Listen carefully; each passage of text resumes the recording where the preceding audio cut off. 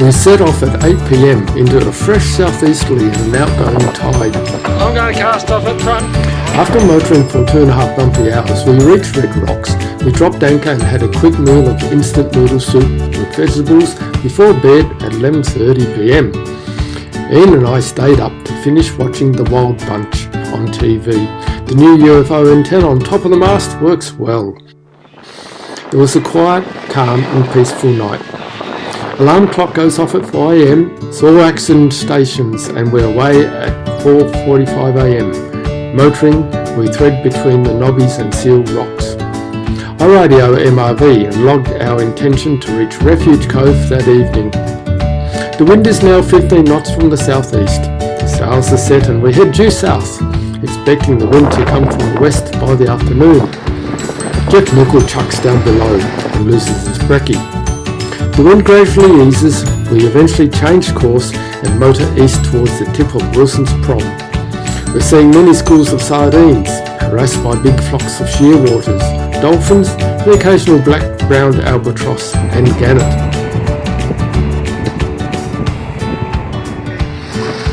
Oh, they're beside the boat! They're beside the boat!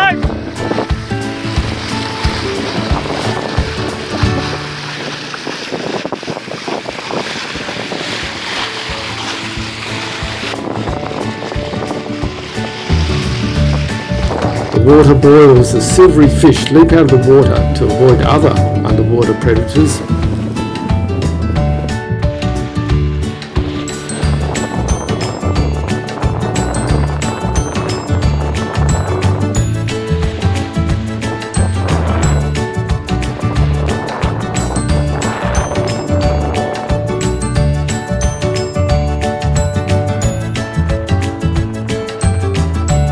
The wind is now westerly as expected.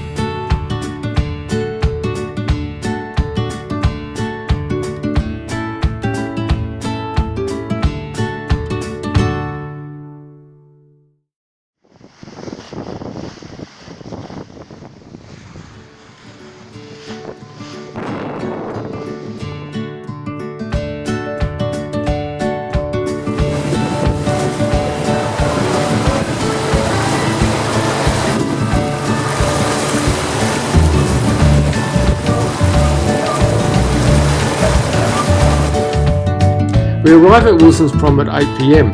I radio MRV with an update as we continue on motoring past large rocky granite islands towards the Prom Lighthouse.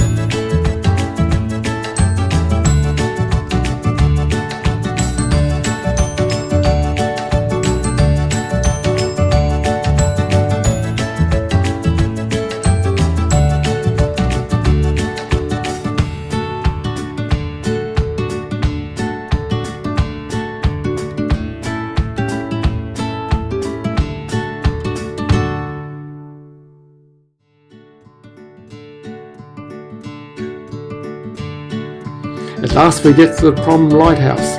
An absolutely brilliant sunset sustains us and we turn the corner and continue northwards to Refuge Cove.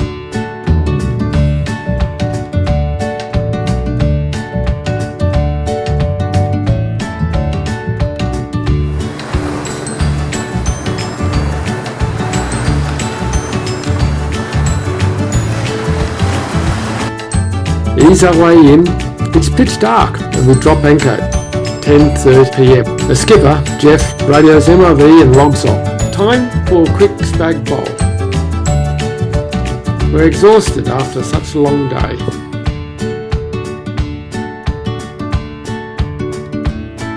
It's sunny, light winds. We awake to bird calls from the surrounding bush, along with mournful calls from the yellow-tailed black cockatoos. We're anchored about 30 metres from a beautiful beach with fringing eucalypt frost. We have decided to have a rest day. We get organised and go explore the campsite before walking the 3.6 kilometres to Kersop's Peak for a view of Waterloo Bay, Bass Strait and Refuge Cove.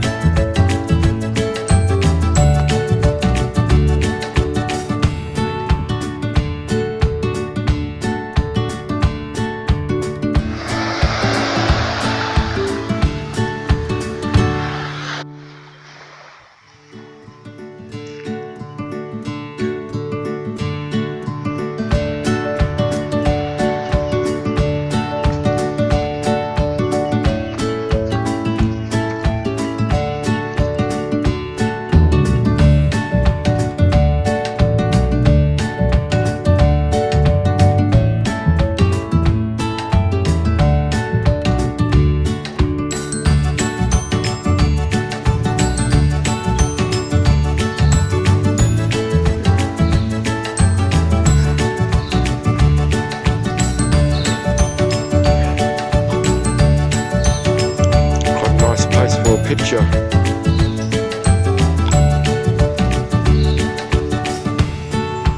I said it's a fucking nice place for a picture. It's a delightful place for a picture.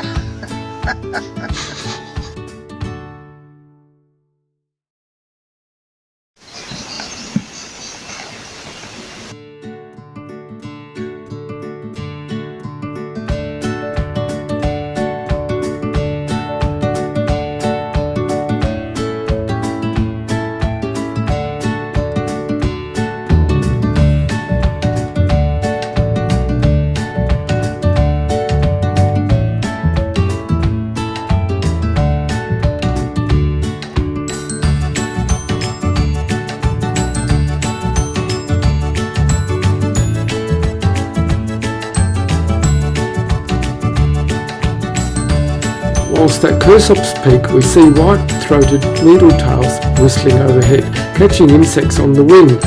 Very impressive special birds.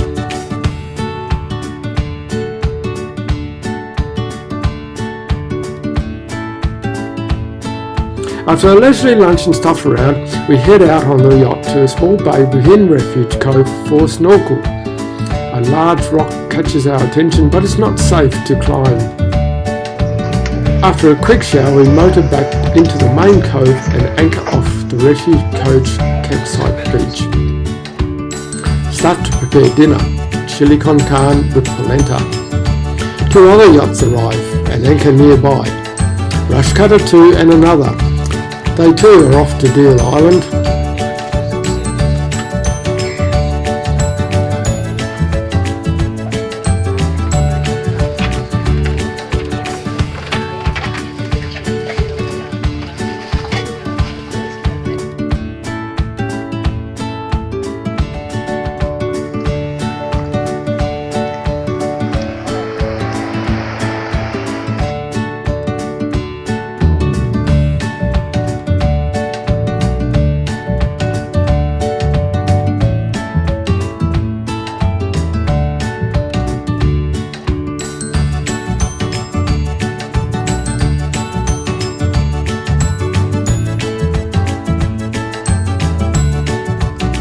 Kettle and porridge are on and we're off at 6:15 am. We're motoring out into a lumpy sea and a 15 to 20 knot east-northeast while trying to gulp coffee. Some dolphins join us at the bow, the sun just on the horizon glints off their backs as they break the surface. We hear the forecast from Melbourne Marine Radio on VHF. East-northeasterly winds shifting to southeast. It's no good for Deal Island today. We decide to turn around and head back into Refuge with our tail between the legs. Ian nearly ends up in the drink, so it's decided that in these conditions, when on deck, always wear life jackets. Listen to the weather forecast. Wednesday, winds 20 knots from the east. It's no good. Thursday, northeasterlies in the morning, tending to west to southwest in the afternoon. Thursday may be the day. We'll check with other yachts who are still safely anchored in Refuge Cove with the crew still safe and sound in bed, much wiser than us. Not much action today. We just spend the day reading, eating and sleeping. We do not even leave the boat. Rush Cutter 2 and the other boat are still here. Dinner consisted of chili con carne and polenta.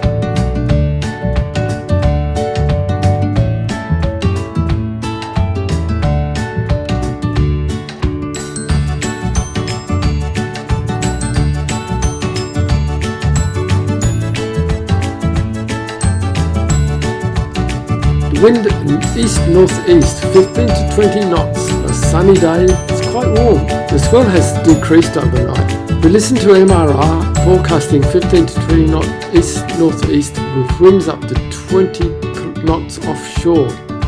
A decision is made to wait until Thursday with 20 knot northeasterly, 10 knot variable late in the morning, then turning 10 to 15 knots southwest to westerly in the afternoon. A decision is made to walk to Sealer's Cove, 2.6 kilometres each way. We set off at 10 am and notice that the 2 other yachts have left. Lovely walk, but warm and humid. Through the tall stringy bark forest with fern and sword grass understory, Bashan thrust, Cashin tern and eastern yellow robin are seen. Great views of Refuge Cove and the Promontory coastline.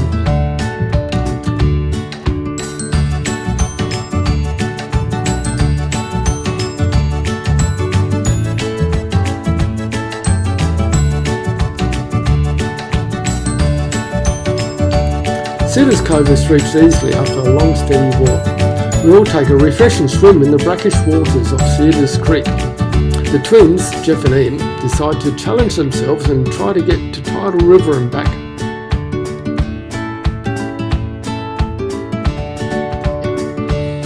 At 12 midday, the twins set off for Tidal River, walking to Telegraph Saddle Car Park.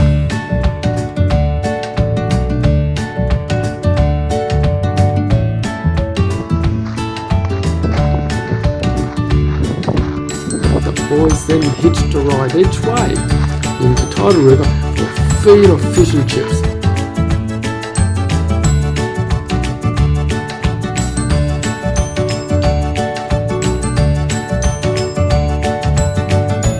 Jeff Nickel expects them back around 8 PM, which they did, and he returns the yacht to read, swim and cook dinner.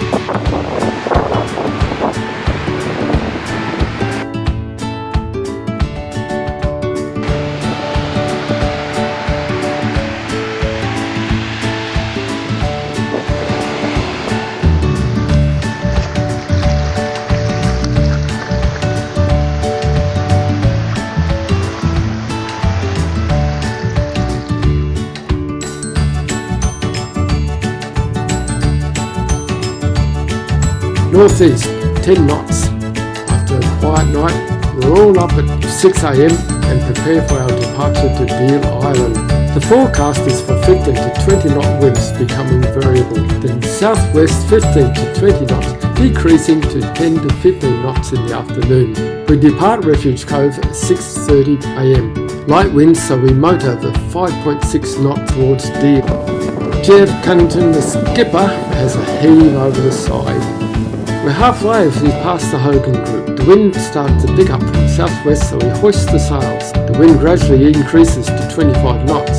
Silhouetic reaches speeds of 8 knots at times, so there's a universal decision to don the life jackets. Ian now throws up. We're all now 1 oar. Mainsail is reefed, the first reef point, and the jib furled to balance the yacht.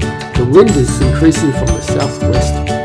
As we come close to the northern end of Deal Island, the wind and seas become affected by the island's presence. They're more difficult. We further reef the mainsail. As we get close to Deal in the lee, we experience strong winds up to 30 knots funneling down the valleys and through the main channel, Murray Pass, between Deal and Error Islands. We find ourselves surfing the southwest seas. Decide to anchor in the northern anchorage of Garden Cove, and we see there's another yacht there. Entering the calm Garden Bay, the sails are stowed and we anchor with 5 metres of water below the hull. It's approximately 3:30 in the afternoon. Because of the wind, 30 metres of chain is deployed, then a brief late lunch.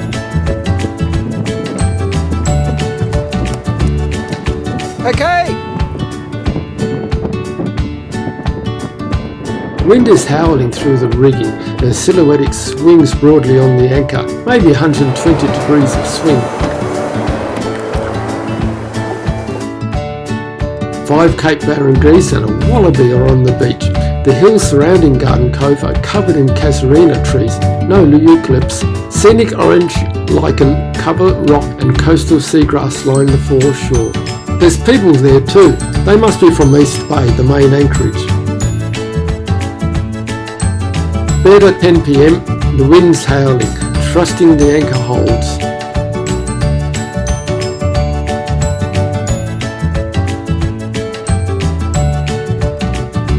The wind's southwest, shifting from the north. It's a fine warm day.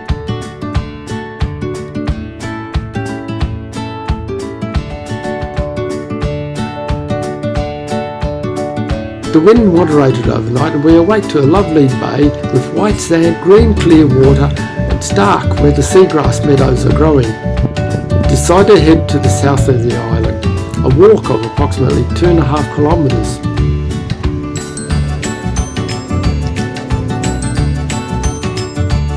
Our journey takes us down the decommissioned airstrip, an open range which is ideal for viewing the island's wildlife.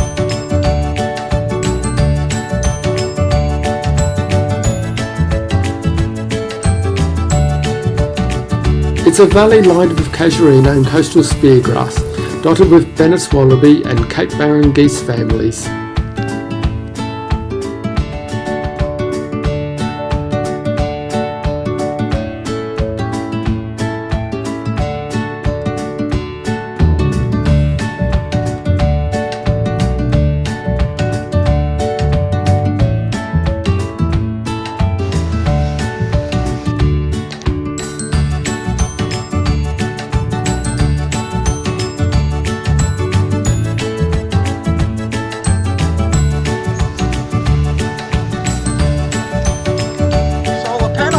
Eventually, we arrive at the Island Keeper's station. The automated lighthouse is a kilometre walk away in the other direction.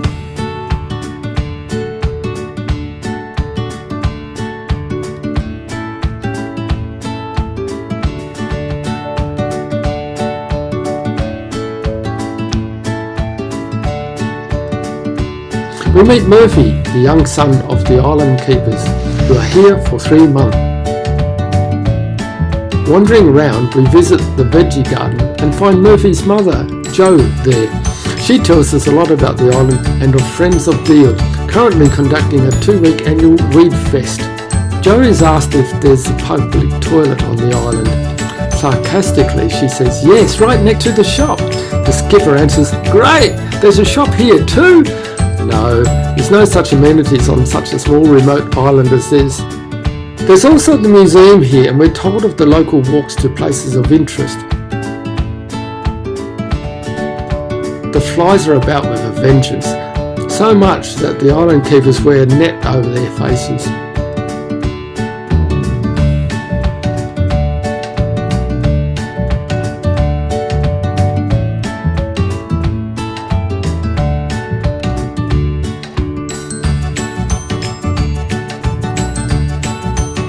We head up to Barn Bluff for views of the lighthouse.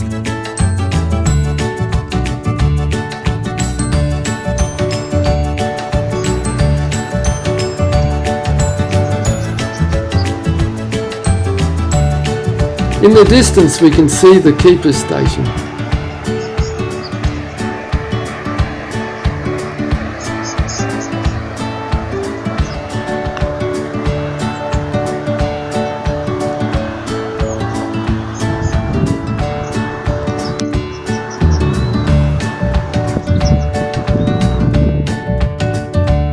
Further over we find views of Dover and Erith Islands and across Murray Pass.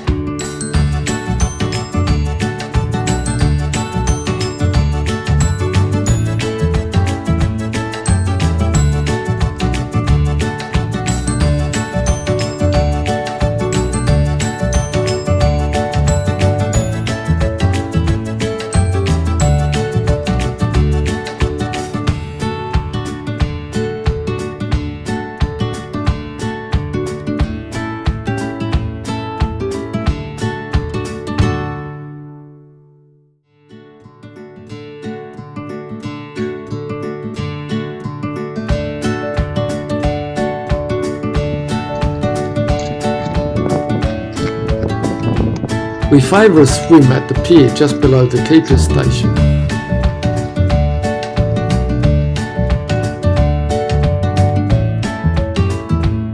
Beautiful cool clear water and a rickety old pier with a rail line and push trolley there.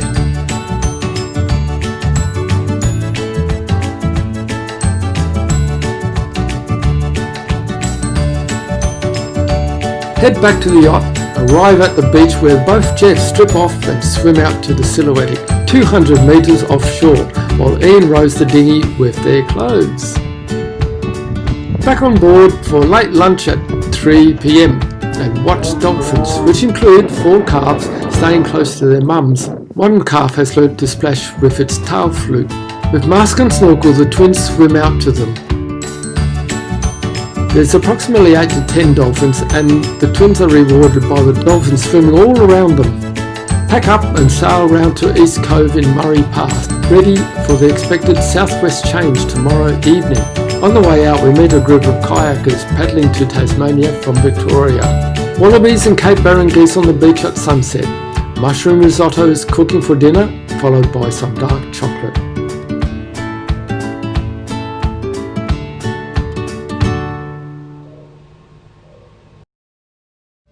After pancakes for breakfast, we head off at 10 a.m. to walk to the Lighthouse.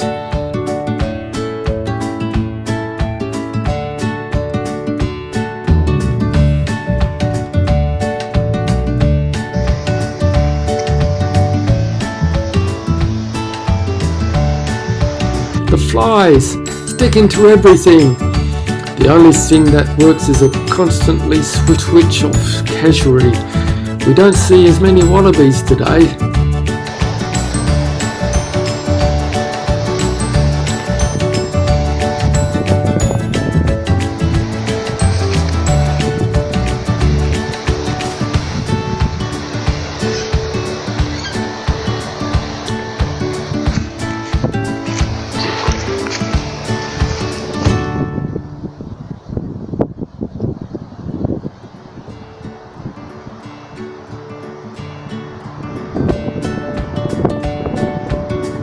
The Lighthouse, built in 1848, is approximately a 1-hour walk, and the last 1/3 is fairly steep to finish at 282 metres. The flies, however, do become less of a problem. The track goes through sections of mallee forest with the occasional wattle and catlins thrown in.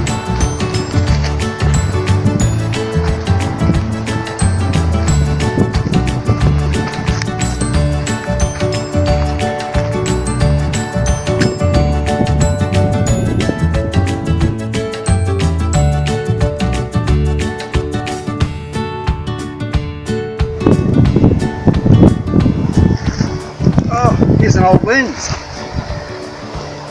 Hold it up, Jeff. Looks to be an old lens for a light.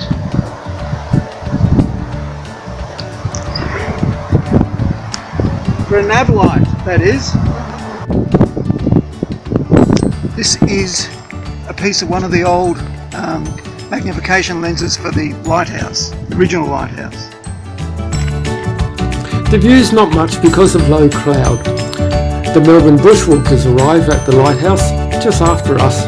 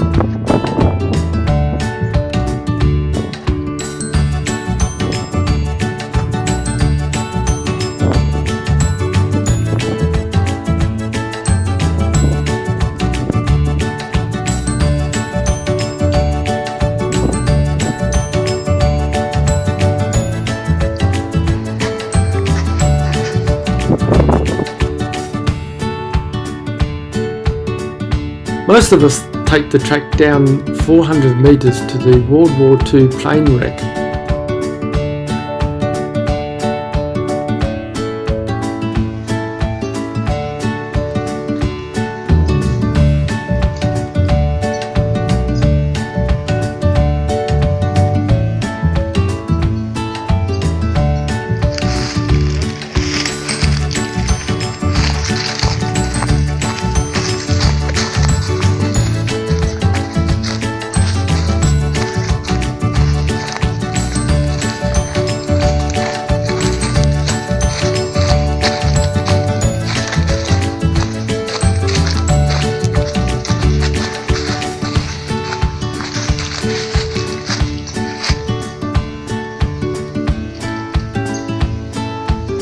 There's 2 rotary engines, metal scraps but little else.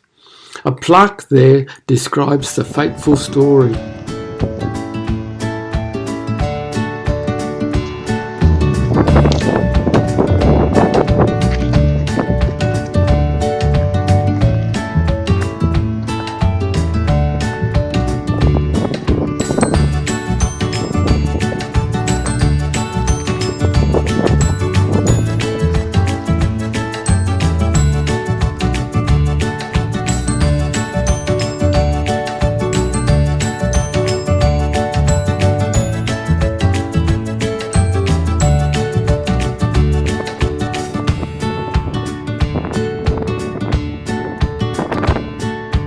From the lighthouse we all hiked down to Squally Cove. Ian and I snorkel over the wreck of the Caratane, a steamship wrecked in 1921.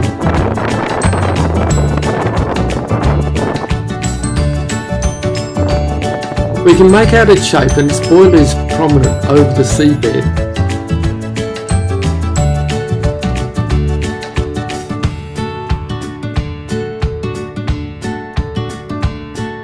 On the way back we meet some of the friends of Deal Island who are weeding. They are removing the likes of sea spurge, herehound and ragwort. They are on a 2-week expedition and have come here on a vessel from Flinders Island. Back on board at 4 p.m, we're tired, hungry and thirsty. We've seen many birds, among them are welcome swallows, firetail finches, the Nankeen kestrel, sooty oystercatcher and Cape Barren geese. We decide to weigh anchor and head across Murray Pass to West Cove on Ellery Island. A better shelter after expected southwest change tonight. With Cape Barren geese on the beach, we dine on eggplant tacos with tortilla.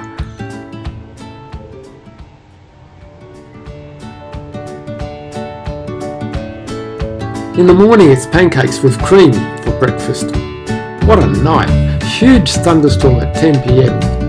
Lots of fork and sheet lightning. The wind came from the southwest following the front. During the night, wind bullets swung the boat. The skipper was up several times to check if the anchor was holding. Decided to go to the Erith Mob hut. No one in the residence, so we set up our laundry and clotheslines to catch up on the hand washing and woofy clothes.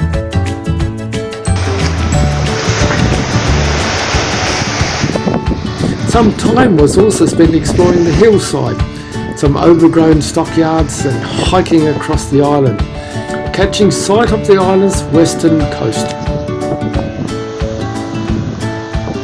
What?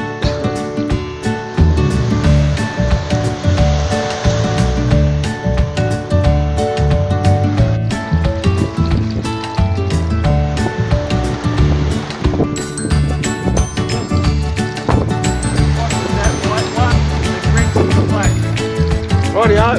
Okay.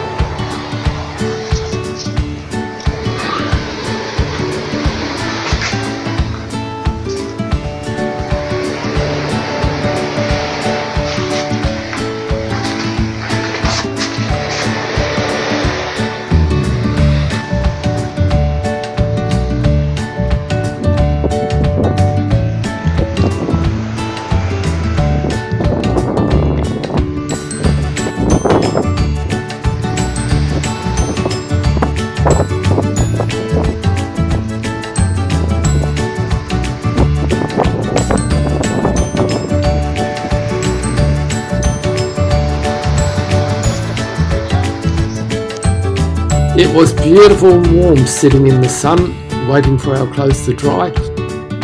Hiking back, we meet a couple from Sam. They tell us they may go to Garden Cove for sheltered anchorage.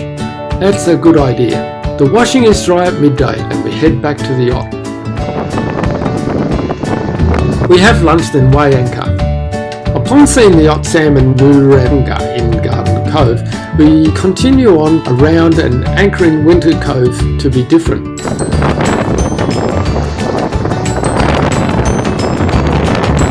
The skipper goes to empty the holding tank, but the ball valve spindle has broken. It's a relatively calm night, but wind bullets continue to cause the vessel to swing wildly on the anchor. Chef Nickel bakes light buns from a CWA cookbook recipe. The yeast mixture has been in the fridge overnight. It's gone into the oven this morning with great result. Anchored at Winter Cove in 5 metres of water with 40 metres of chain laid. Strong wind bullets but rock solid.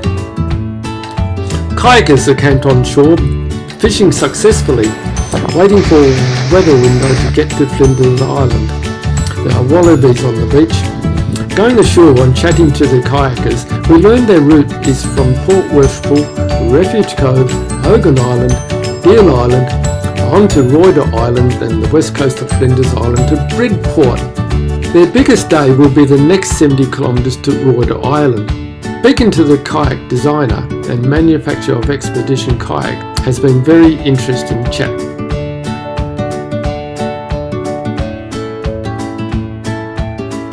Pack up and start heading around to Garden Cove. At 10:30 a.m, weather forecasts westerlies, not good for sailing to the prom.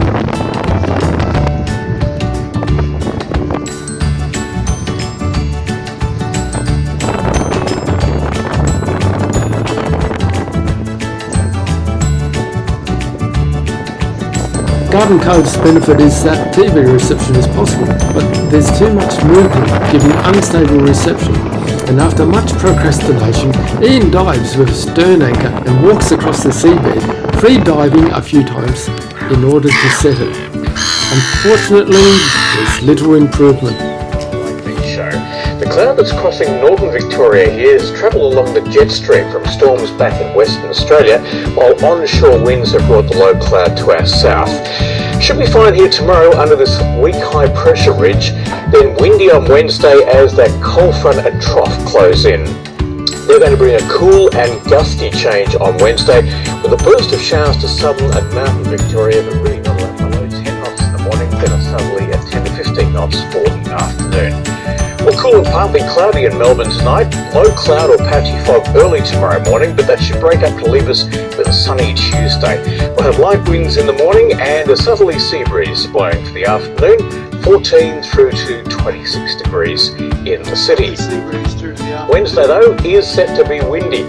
There'll be moderate northerly winds ahead of a strong and gusty southwesterly change pushing in during the morning, but only up to 1 millimetre of rain is expected. 24 degrees the high on Wednesday.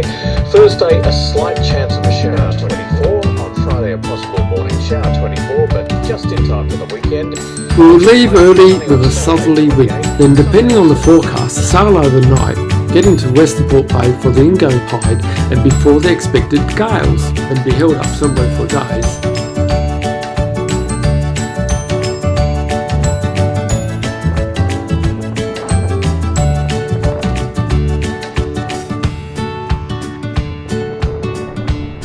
Wind southwest, 5 to 10 knots. A quiet night, the wind has dropped. The stern and bow anchors are recovered and stowed. Then depart Garden Cove at 6:15 a.m. We catch a glorious sunrise, motoring with just the Genoa, but the wind drops, so we furl it. We see Sam on the horizon heading north.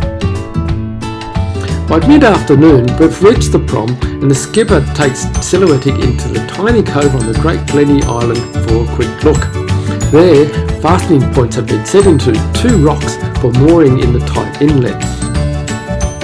We circle in there and continue without stopping.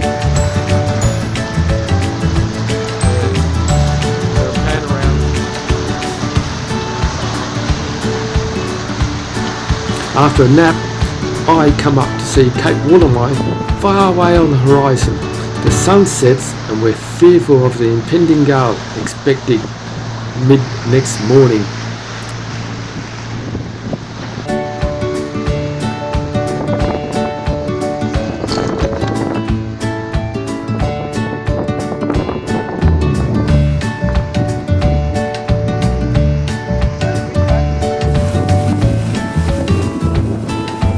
Nickel sleeps as we round seal rocks late in the night. All hands are on deck as we travel past Stony Point and a brightly illuminated ship moored there. The lights of Hastings are welcoming.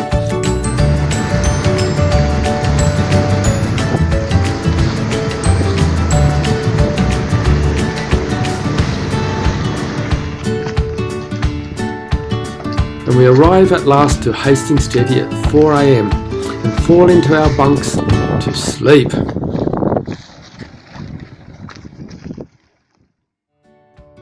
I'm up at dawn and we all make steady progress to unload the yacht. Alas, when it comes time to head out to the humbug mooring, the wind has increased. Motoring out from the jetty, the wind is reaching gale force and it takes a lot of effort trying to line up with the mooring buoy.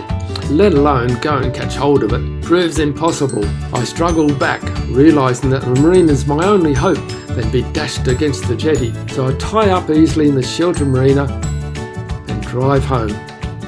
It's been a great trip. I'm looking forward to the next big voyage, and I think it may be Lord Howe Island. Could even continue from there to New Caledonia and Vanuatu, Fiji, who knows? Better check the raft.